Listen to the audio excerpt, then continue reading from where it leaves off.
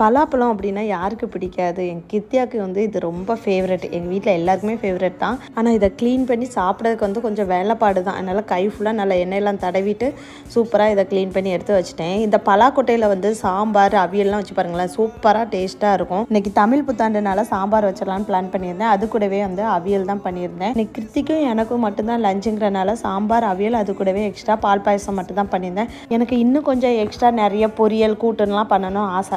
ஆனால் இன்றைக்கி என் ஹஸ்பண்ட் வந்து லஞ்ச் வந்து அங்கேயே முடிச்சிருந்தேன் ஆஃபீஸ்லன்னு சொல்லிட்டாங்க. இன்றைக்கி விஷுங்கிறனால கொஞ்சம் ஸ்பெஷலாக இருக்கும் அங்கே லஞ்ச் அப்படின்னு சொல்லிட்டு வந்து அங்கேயே சாப்பிட்றேன்ட்டாங்க. நமக்கு மட்டும்தானே அப்படின்னு சொல்லிட்டு மெயினான டிஷ் வந்து சாம்பார், அவியல், பால் பாயசம், அப்பளம் இந்த மாதிரி தான் ரெடி பண்ணியிருந்தேன். உங்கள் வீட்டில் புத்தாண்டு ஸ்பெஷல் என்னன்னு சொல்லிட்டு மறக்காமல் கமெண்டில் சொல்லுங்கள். நேற்றுக்கு லூலு ஹைப்பர் மார்க்கெட்டில் இருந்து வாழை இலை வாங்கிட்டு வந்திருந்தேன். அதில் ஒரு சில இலைகள்லாம் வந்து ரொம்ப டேமேஜாக கிழிஞ்சு போயிருந்தேன். தட்டு சைஸ்க்கு வாழை இலை கட் பண்ணி சூப்பராக அன்றைக்கி லஞ்சு முடிச்சாச்சு. வாழை இலையில் சாப்பிட்றதே தனி சுவை தான்.